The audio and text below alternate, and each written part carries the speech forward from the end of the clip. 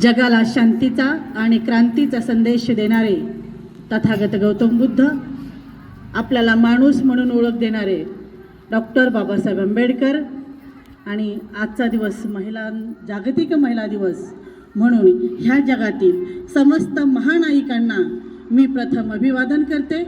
त्यामध्ये सर्वात महत्त्वाचं मातोश्री जिजाबाई ज्यांनी दोन राजे इथे घडवलेले आहेत, आणि माता यशोधरा, कारण सिद्धार्थ गौतमाला बुद्धजीनं बनवलं, जिनं सर्वस्वी त्याग केला, अशा माता यशोधराचं आज आपण खरोखर स्मरण करायलाच पाहिजे। यानंतर सावित्रीबाई फुले, जिनं चिखल गोळे खाऊन अक्षरशः जीवाचे हाल करून आपल्यासाठी शिक्षणाचे दारं उघडे केले।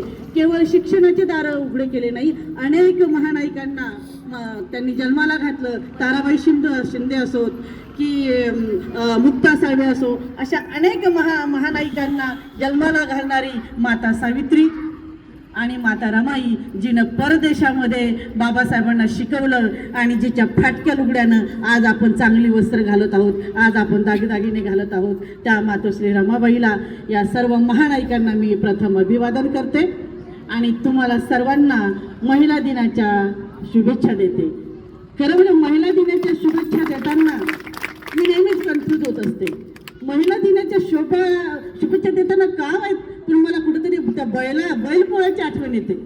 त्या बैलाला कसं 364 दिवस आम्ही त्याच्याकडून राबून घेत असतो, आणि एक दिवस मग त्याची खादेवाणी होत असते, त्याची सेवा चाकरी होत असते, त्याला कामधाम नसतं, अक्षरशः त्याला पुरणपोळ्या वगैरे घातल्या जातात। अशा प्रकारे हा 364 दिवस राबा, एक दिवस आपला महिलांचा असतो। आपण जर खऱ्या अर्थानं बघितलं तर आपल्या जन्मापासूनच भेदभावाची सुरुवात होते। मुलगा झाला पेढे वाटा, मुलगी झाली जिलेबी वाटा। म्हणजे जिलेबीला कसं एक खालच्या दर्जाचं मानलं जातं, तसं आपल्या जन्माची सुरुवात हीच भेदभावानं होती। अगदी खळखळून हसण्याचं स्वातंत्र्य सुद्धा हिरावून घेतलं जातं। घरातली आजी म्हणते, मोठ्यानं हसू नको का, लोकांच्या घरी जायचंय। म्हणजे आमची सुरुवात अशी असते, आम्ही ज्या घरात जन्माला येतो ते घरही आमचं नसतं, ज्याच्या घरात आम्ही जातो तेही म्हणतात की तुझ्या माहेरचं घर नाहीये। म्हणजे स्त्री अशी आहे की जिला स्वतःचं घर नसतं, आणि म्हणून स्त्रियांना खऱ्या अर्थानं आपण जर मागचं जर बघितलं, मनुस्मृती जर बघितलं, तर मनुस्मृती असं सांगते की सर्व नारीला नारी ही पूजनीय आहे, सर्व नारींची पूजा केलेली पाहिजे।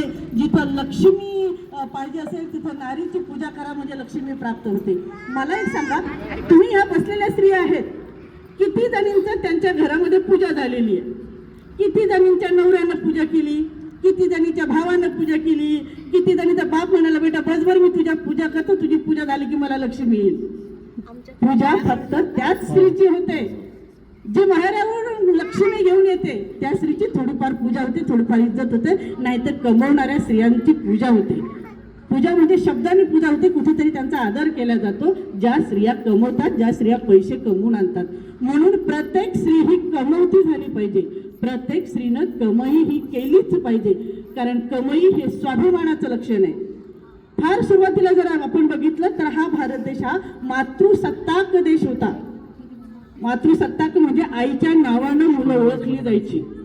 जसं कुंतीच्या नावावरून तो पुत्र ओळखला जात होता, असे अगोदर मातृसत्ताक पद्धत होती। मग नंतर पितृसत्ताक पद्धत कशी आली, तर पुरुष कुठेतरी, स्त्रिया गरोदर व्हायच्या, डिलिव्हरी व्हायची, मग ह्याच्यामध्ये कुठेतरी त्या घरात राहायला सुरुवात झाली आणि पुरुष कमवायला सुरुवात झाला। आणि पुरुष कमवत असताना कमवणं म्हणजे एक तोरा येतो, आणि कमाईचा तोरा जो आहे, कमाईवाला मालक बनतो, आणि एक मालक असेल तर नक्कीच दुसरा गुलाम होतो, आणि म्हणून पुरुष हा मालक झाला आणि स्त्रिया ह्या गुलाम झाल्या। म्हणजे स्त्रिया गुलाम कशामुळे झाल्या? न कमवल्यामुळे गुलाम झाल्या। ह्याची आपण कंटिन्यू जाणून ठेवली पाहिजे की आपण जर पैसे कमवत असेल तरच आपल्याला घरामध्ये इज्जत मिळते। मनुस्मृती तर असं सांगत होती की स्त्रियांना कुठलीच प्रॉपर्टी हस्तगत करण्याचा अधिकार नाही। म्हणजे अक्षरशः ब्राह्मणाची जरी स्त्री असेल तरी ती सुद्धा अतिशूद्र होती, म्हणजे आपले तर हालच होते। म्हणजे सगळ्या समस्त स्त्रियांना शूद्र मानलं जात होतं। आज आपण जे काही आहोत, म्हणजे खऱ्या अर्थानं खुर्चीवर एकदा बसल्यानंतर लात मारली खुर्चीला तरी पण खुर्चीवरची उतरत नाही. आणि एकच माणूस असा होऊन गेला ज्यानं ओबीसीच्या आरक्षणासाठी, ज्यानं महिलांच्या हिंदू कोडविलासाठी म्हणजे 50% आरक्षण स्त्रियांना मिळावं म्हणून ज्यानं खुर्चीला लात मारली, कायदेमंत्री या खुर्चीला लात मारली, ते डॉक्टर बाबासाहेब आंबेडकर. आणि ज्या बाबासाहेबांच्या मेहरबानीनं आम्ही तिघी इथं आहोत, म्हणजे माझी नगराध्यक्ष मॅडम, आताच्या नगरसेवक मॅडम, आमच्या संगीताताई गोरंट्याल, ज्यांचं मार्गदर्शन आम्हाला वेळोवेळी लाभतं, माझी वहिनी आहे श्रद्धा साळवे, आम्ही सर्व जे आहोत, तर हे नगरसेवक म्हणून केवळ आम्हाला बाबासाहेबांनी 50% दिलेल्या आरक्षणामुळे आम्ही उभे आहोत, नाही तर आम्हाला कोणी उभं नसतं केलं. पुरुष वर्ग अजिबात स्त्रियांना जेव्हा मजबूर होतो तेव्हा स्त्रियांना उभं करतो, पर्यायच राहत नसतो तेव्हा उभं करतो. आणि म्हणून आता मग माझे भाऊ पण उभे राहिले असते, पर्याय नव्हता बाबासाहेबांमुळे, म्हणून माझ्या बहिणीला उभं केलं. म्हणजे ही स्त्रियांची अवस्था तयार झाली. म्हणजे जोपर्यंत स्त्रिया पायावर उभं राहत नाही खऱ्या अर्थानं, ज्या कमवत नाही, आणि जोपर्यंत स्त्रिया खऱ्या अर्थानं कमवत नाही तोपर्यंत त्यांची प्रगती होत नाही. म्हणून प्रत्येकीनं कमवलंच पाहिजे. बचत गट निर्माण करा, छोटे छोटे उद्योगधंदे निर्माण करा, काहीही करा, पण काहीही करा म्हणजे जे बुद्ध धम्मामध्ये ज्याला अनुमती दिलेली आहे. बुद्ध धम्म हा संस्कार असलेला धम्म आहे.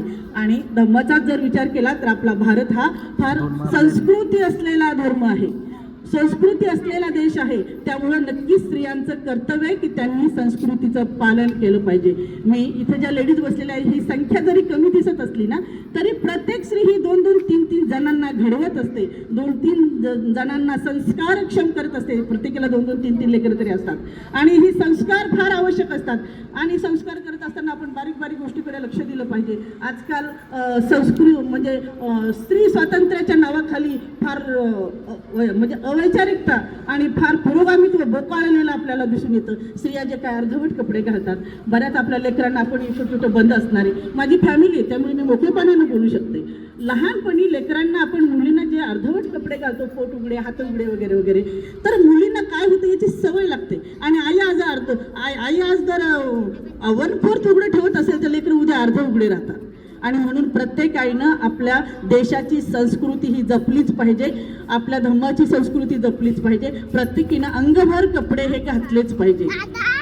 पूर्ण कायदे आपल्या बाजून आहेत, नक्कीच आपण कायद्याचा वापर केला पाहिजे, परंतु गैरवापर केला नाही पाहिजे. मी एक वकील आहे, वकील म्हणून मी सांगते, स्त्रिया खूप गैरवापर करतात. 498ची केस असो, कुठलीही केस असो, पुरुषांना कुठेतरी अडकवण्याचा प्रयत्न करत असतात. आणि म्हणून माझी विनंती आहे की जर तुम्ही बाबासाहेबांवर प्रेम करत असाल तर बाबासाहेबांच्या कायद्यावर प्रेम करा. बाबासाहेबांचा कायदा कुणीही हातात घेऊ नका, त्या कायद्याचं जे आहे आदर करायला शिका. आणि हेही पुरुषांचाही अन्याय अत्याचार अजिबात सहन करू नका. पुरुष, आता माझ्या ताई बसलेल्या संगीताताई, मी त्यांच्यासमोर म्हणजे बोलायला मला आवड वाटतं, परंतु पुरुष जर तुमच्या कानाखाली लगावत असेल तर तुम्हीही नक्कीच त्या पुरुषाच्या कानाखाली लगावली पाहिजे. आणि ते यासाठी लगावली पाहिजे की एकदा जर तुम्ही पुरुषांचा मार खाल्ला तर त्याला ती सवय होते मारण्याची. म्हणून अजिबात पुरुषांचा मार खायचा नाही, आणि पुरुषांना मारायचंही नाही आणि त्यांचा मारही खायचा नाही. एक समानतेचं वागणूक आहे. बौद्ध धर्म असो किंवा आपली भारतीय संस्कृती असो, ही समानतेनं वागल्या गेली पाहिजे. कुणीही नवऱ्याचा आदर सुद्धा गेला पाहिजे. कारण मी एक वकील आहे, मी बघते पुरुष वर्ग सुद्धा खूप त्रस्त असतो, खूप त्रस्त आहे. ते म्हणतात की मॅडम आम्ही काम केल्यानंतर घरी जाण्याची इच्छा होत नाही, घरी गेल्यानंतर बायकोचं आणि सासूचं कोणत्याही विषयावरून भांडण असेल सांगताच येत नाही, तर घराकडे पायच वळत नाही. पुरुष सुद्धा खूप त्रस्त आहे. त्यामुळे स्त्रियांनी माझं माझ्या नवऱ्यावर खरंच खूप प्रेम आहे, तर मला असं वाटतं प्रत्येकीनं आपल्या नवऱ्यावर प्रेम केलं पाहिजे. आणि प्रेम हे असं आहे, जेवढं आपण प्रेम देऊ ना तेवढं आपल्याला रिटर्न पण मिळतं. त्यामुळे नवऱ्यावर प्रेम पण करायला शिका, पण नवऱ्याची गुलामी पण करू नका. कारण गुलामी ही आपण गुलामी करणारे नाहीत, आपण लढणारे लोक आहोत, आपण लढवय्ये लोक आहेत. म्हणून माझी तुम्हाला वारंवार अशी विनंती आहे की मुलींना जास्तीत जास्त प्रेम करा, मुलींना जास्तीत जास्त मुलांना शिकवा, पण मुलींच्या शिक्षणावर जास्त भर द्या. कारण मुली शिकतील तर नक्कीच प्रगती होईल. आणि मुली ह्या दोन्ही घरची प्रगती करण्यापेक्षा त्या स्वतःची तरी प्रगती करतील. कारण मुली ह्या अधांतरी असतात आजकाल, त्यांना कुणाचा इकडचा सहारा भेटत नाही, तिकडचा सहारा भेटत नाही, आणि मुली खूप आत्महत्या करतात. आणि त्यामुळं आपल्या मुलींना आपल्या पायावर उभं करा, त्यांच्या शिक्षणावर भर द्या. आणि आत्ताच माझ्या भालेरावताई ह्या खूप संघर्षात असतात, 2 लेकरांचं त्यांच्या मागं. मला खूप म्हणजे त्यांच्याबद्दल खूप काही वाटतं की खरोखर स्ट्रगल करतात. आणि संघर्ष ही आपली ओळख आहे हो, त्याला काय घाबरायचं. संघर्ष हीच आपली खऱ्या अर्थानं ओळख आहे. आणि त्यामुळे आता त्यांनी मला जो मुद्दा सांगितला, आता ताईंच्या समोर पुन्हा मी तो मुद्दा रिपीट करते की इथं जो काही पाण्याचा पाईपलाईनचा जो प्रश्न आहे तो आम्ही 100% ताईमार्फत आणि जे काय आमच्या महानगरपालिकेचे आयुक्त आहेत, कलेक्टर मॅडम असलेले आता, यांच्यामार्फत हा पाण्याचा प्रश्न नक्कीच आम्ही सोडवू. फक्त माझी तुम्हाला वारंवार विनंती आहे, दारू पिणारे नवरे असतील तर धरून ठोका, सरळ करा त्यांना, बिलकुल दारू पिण्याची. कारण प्रश्न फक्त आपल्या पुरता मर्यादित नाहीये, तो प्रश्न आपल्या लेकरावर आहे. आपल्या लेकरांना कुठेतरी वाईट संस्कार होतात आणि हे संस्कार ही स्त्री घडवत असते आणि त्यासाठी वाटेल ते करायची त्यागाची तयारी करा. आणि महिला सक्षमीकरण म्हणजे घटस्फोट नाही. माझ्या मायमावले इतकं पटकन घटस्फोटाचे निर्णय घेतात. एवढा फास्ट निर्णय घ्यायचा नसतो. कारण कसं असतं, पहिला आपण घटस्फोट घेतो, दुसरा नवरा चांगला मिळण्याची हमी आहे का, मग दुसरा चांगला नाही मिळाला मग परत तिसरा करायचं का. त्याच्यामुळं ॲडजस्टमेंट करा. भले त्या नवऱ्याचा कान धरा, त्याला सरळ करा, त्याला प्रेमही करा, कानही धरा, परंतु घटस्फोटाचे प्रमाण कमी झाले पाहिजे. उगीच स्वैराचार नको. आज जे काही म्हणजे मी फार स्पष्ट बोलणारे आहे, स्त्रिया पण अतिशय विचित्र वागायला लागलेल्या आहेत. म्हणजे अतिशय अफेअर करणं, लफडे करणं बाहेर, हे सगळं बंद झालं पाहिजे. जर आपण आया जर असं वागायला लागली तर मुलं कशी वागतील. आणि लिव्ह इन रिलेशनशिप हे ते जे काही भारताच्या बाहेर चाललेले, हे हळूहळू आपण भारत जो आहे हा ॲक्सेप्ट करत चाललेला आहे. आपण परकीयांचं अनुकरण करत आहोत. त्यांना वाटतं भारताची संस्कृती किती छान आहे आणि आपल्याला वाटतं त्यांची ती उघडी नागडी संस्कृती किती छान आहे. म्हणून माझं पुन्हा म्हणणं आहे की मुलींवर आपला संस्कार करा, त्यांना पंचशील शिकवा. पंचशिलामध्ये सगळे संस्कार आहेत. पंचशील भंतेजींना विनंती करा की उगी ते संस्कृतसारखं श्लोक चाललेत म्हणजे चाललेत नाही. मराठीमध्ये प्रत्येक घराघरामध्ये मराठीमध्ये पंचशील झालं पाहिजे. ज्या घरात पंचशील होतं त्या घरामध्ये मुलगा कधीच दारू पिणार नाही, त्या घरातली मुलगी कधीच स्वैराचार करणार नाही. म्हणून मी बराच वेळ बोलले आहे, तरी माझं तुम्हाला पुन्हा एकदा म्हणणे, पंचशिलाचं पालन करा आणि महिला सबलीकरण जे आहे, प्रत्येक जण पायावर उभं राहण्यासाठी गट निर्माण करा. आपली जे गटस्थापना तर तुम्ही जर कराल गट वगैरे, तर त्याला बरंच आपल्या अनुदान वगैरे मिळत असतं. आणि कुठंतरी छोटे छोटे उद्योगधंदे आपण सुरू केले पाहिजे. आणि कुठंतरी धुणी भांडी घासायला जाण्यापेक्षा आणि एखाद्या सरकारी दवाखाने वगैरे 8-10 हजारावर राबण्यापेक्षा छोटंसं का होईना पण आपापला धंदा उभं करा आणि सन्मानानं जगा. कारण भीमा कोरेगावची लढाई या जगातली पहिली लढाई आहे जी स्वाभिमानासाठी झालेली लढाई आहे. म्हणून तुम्ही स्वाभिमानाचे लेकर आहात, स्वाभिमानाने जगा. पुन्हा एकदा तुम्हाला मी खूप महिला दिनाच्या शुभेच्छा देते. जय भीम, जय बुद्ध, जय महाराज.